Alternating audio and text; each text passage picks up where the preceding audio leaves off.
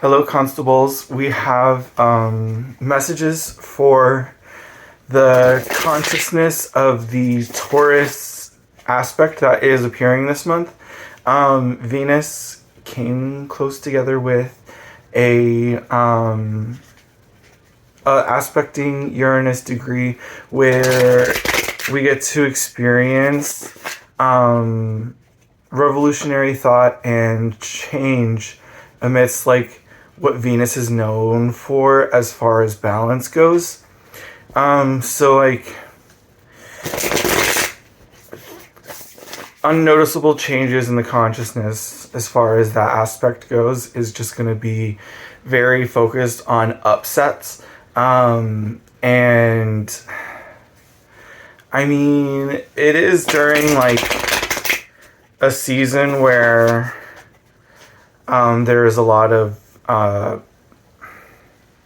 like sporting events going on. Baseball's pretty much all year round, but we have basketball at the current timeline. But it's gonna pass quickly. Venus doesn't move very fast, or Uranus doesn't move very fast in comparison to what Venus does. So we'll have a like time period where there is some confusion probably amidst like just what general everyday people are going to be going through during the transit, because as long as we are being vocal about it and talking about it, our spirit guides can inch us towards the greater possibilities that they have for your timeline. Now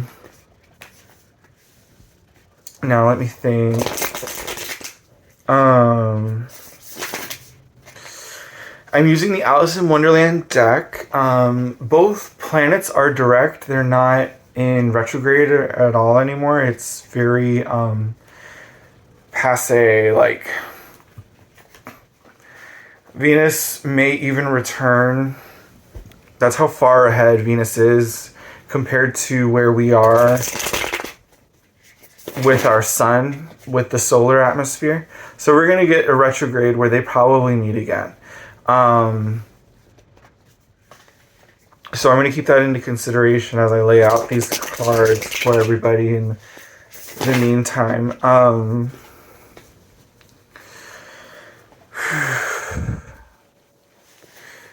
Okay, let me lay these out.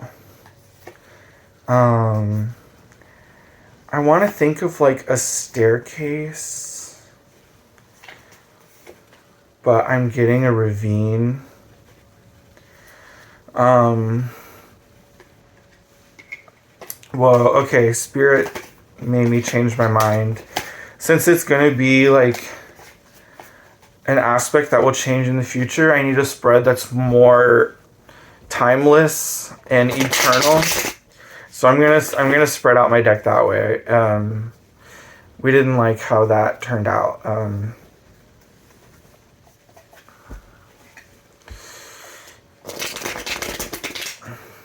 Okay, let me see.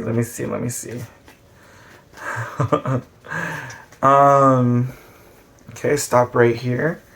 So I have ice, love, death, serpent, the southern flame, the eternal flame, myth, and shadow, also known as missionary. So now going onward from here, where we're experiencing this aspect for the eternal conversation at hand, there is a mightier force in sense of entitlement to the speech that is being presented forward from altar agreements. These may not even be words that have been possessed, but be the intentions that we hold and carry in our heart and get to experience as kind of like the tide and the waves, how they go out and go in. And it's not Judgment Day. This is the Queen of Spears. So we just have like in ice, in our this is mercurial energy. You'll expect like a lot of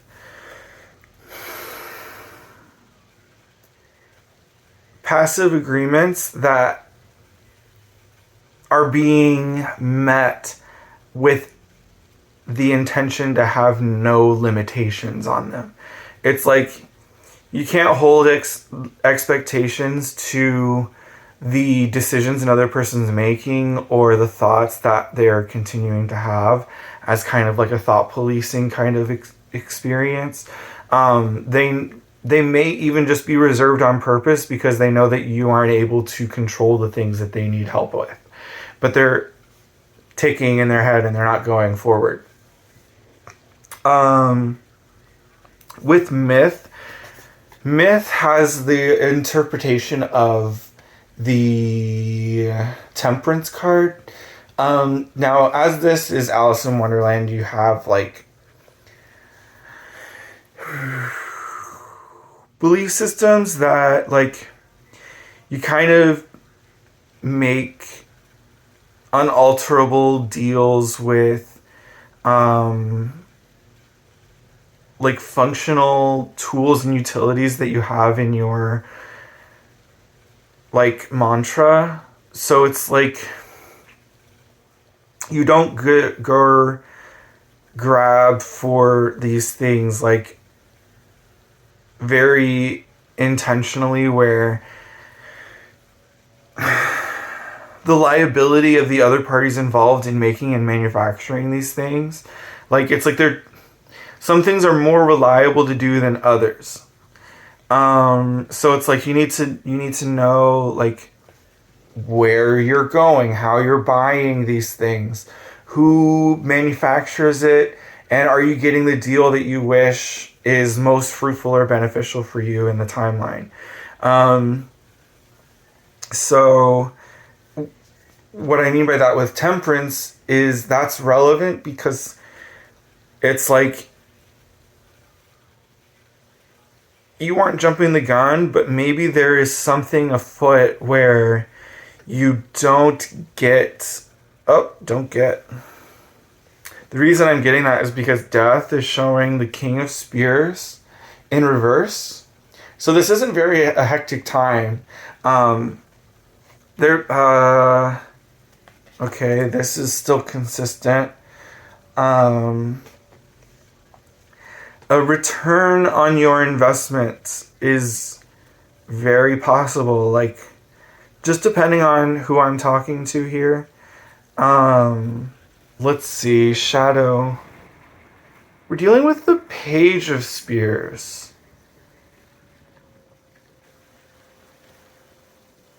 Now, I don't want to disagree with anybody here or try and upset the tone or happiness that the party is going through, but it's like you're putting a smile on your face even when things aren't as depicted to be a very like profitable introduction to like the next chapter that you're going into. Like you're very overwhelmed in the expectation of what it is to get. Like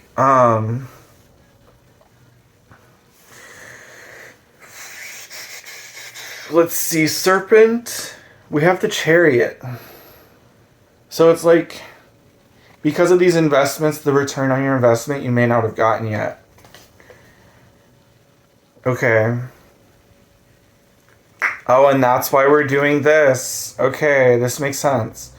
Your shadow experience, this is like Venus, conversations about art, conversations about social income and return on like the desired outcome of what you expect.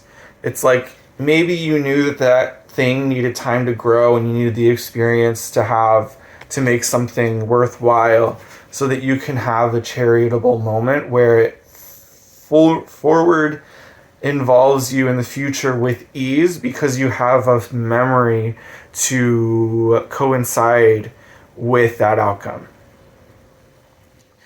Very like polished look to the sense of like,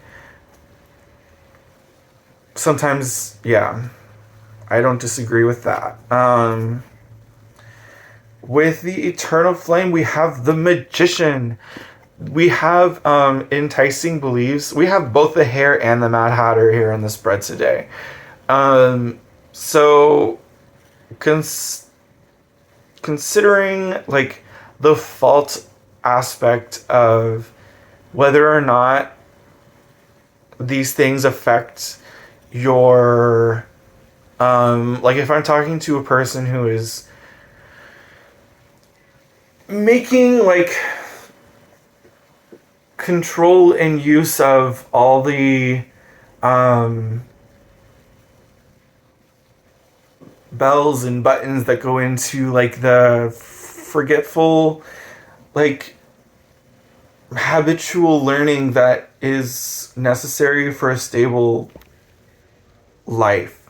It's like you have everything in your doorstep that's available for you, but the eternal flame is talking about just how like you get to bring these aspects into other areas in your life beside yourself. Like you can share the craft and own the craft like literally beside yourself.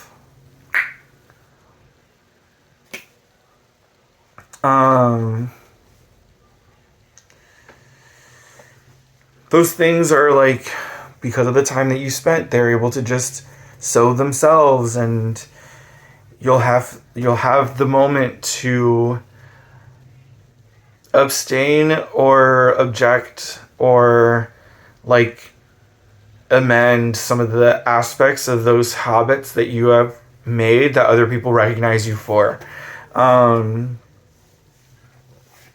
Now, the Three of Flowers coming in with love and holiness. The Three of Flowers, very, very in touch with, like, the wind of the present, because it's kind of like passion that is unbridled sometimes can cause deafness or, like, situational blindness where someone's flame has gone too bright and you're just like stammered for a second because you can't admit to the fact that it's like that amount of power came from a single individual that is like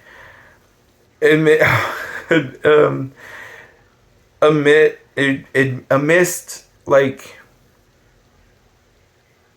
the pragmatism of the individual itself. Like you experience dogmatic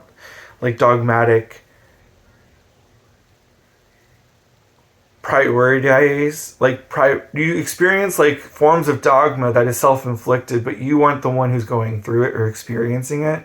Someone may be overstating something and using all of their passion for the creation of that conversation, and then they contradict that action by enforcing their own dogma upon themselves. And it kind of like causes a momentary thing of discomfort, distrust, disrest, unrest, because it's like we're in the middle of that happening now. This isn't like the Four of Flowers where things have experienced a resolution of like the correct fatigue, the ability to make something tight end and tight knit and dealt with and shared amongst your peers. That's what I'm getting here. So it's like someone may literally get to that point where they experience that, and it's like they need to gather themselves again and find out what touched them and what touched the other people involved as far as like compassionate learning. The Five of Spears comes together. The Five of Spears, at least in this deck, it doesn't make me think about like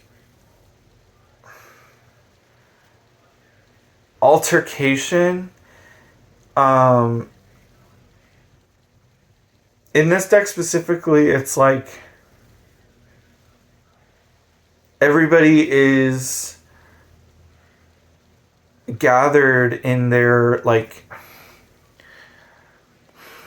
it's like the way that these are laid out, it's kind of like they already have everything decided. They just need to figure out who's going to lay their sword down first. It's not like a ritualistic experience. This isn't supposed to be looking like this all the time. It's so we're just like dealing with the fact that you're sort of going through a point where some people may submit too soon or be too submissive in the self-compassion that they deserve. And it's like they're either putting their sword down too early or waiting too late because of like a disagreement that they have amongst themselves, that other people are like, no, like you go before me, because it is more, it like the vitality is more significant in the ability that you get to do, but you're giving yourself a timeout. And like as long as we're continuing to be honorable, it's like other people get to voice their opinions on whether or not like you need to go through that self-sacrifice or not. But and that just makes me think about this card again, because they're happily doing things the hard way, like instead of, you know, like not following the orders and command of the many. I just think that's a cute addition to the conversation at hand here, because yeah, I don't know, I don't want to drive that point on. Well, it is the Five of Spears, so I guess I get to continue going, because this King of Spears, the hair, like,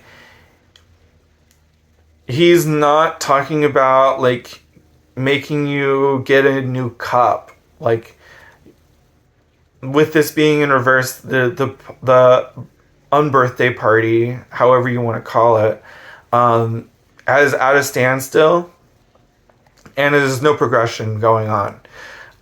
So they're not asking you to get a new cup. They're not asking you to get any new materials. It's like you have done everything necessary here, and you're just going to annoy the next person who would have to get a different cup because your expectations of yourself enforce limitations on their belief system.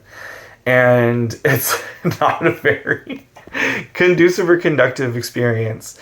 The king has spoken. All right. I think that's like a very like fulfilling message for us to have an experience. I get this thing where you're trying to form like scientific methods for the outcomes that you wish to have, but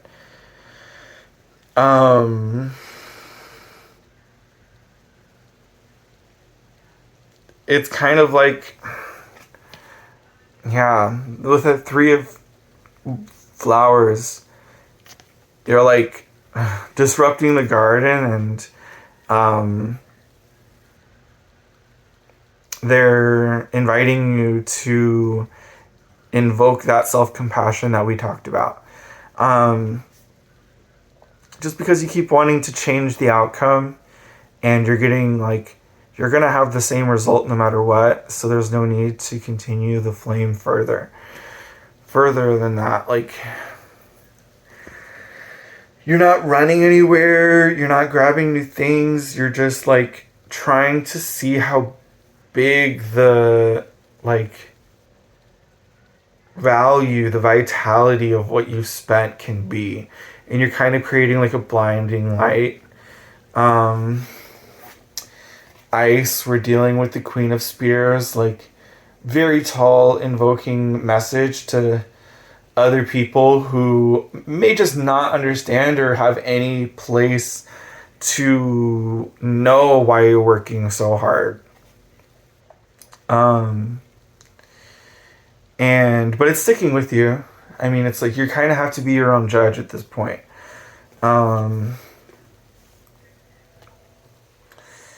Yeah. You got to be your own judge, but know that people are like, we put all ours down. You can put yours down whenever. Like, this is our pile of swords. Like, and whenever you're ready, it's there for you. Yeah. If there are like moments where we are considering the fact that we are in a new place, like not in a new place, like you're still with friends or people that you know, but it's like you feel lost and out of like things that you could sow further into your projects. It's like you're lost as far as like what it is that you need to do and how to get there. And it's possible that you're out of like you're lacking the control that you feel like you could have with the things that you have.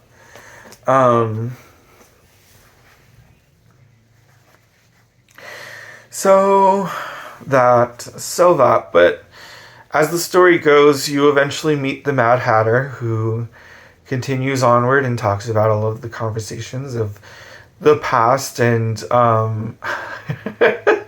new cup of tea, and it's just like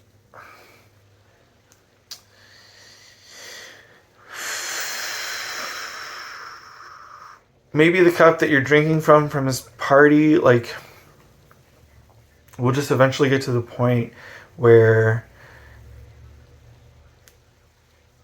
that memory just uplifts you into the greater aspect of the new realm that you get to embark upon. Whether it just be because like you're performing the same talent over and over again without like the grandeur that you would have if you have more experience doing it. And that cup that you experience is someone who is able to share or record and create a memory of how they handled their success. So there's just stubbornness that you'll have to deal with from then till now. Is just how to radiate in the light that you create. Yeah, very positive message.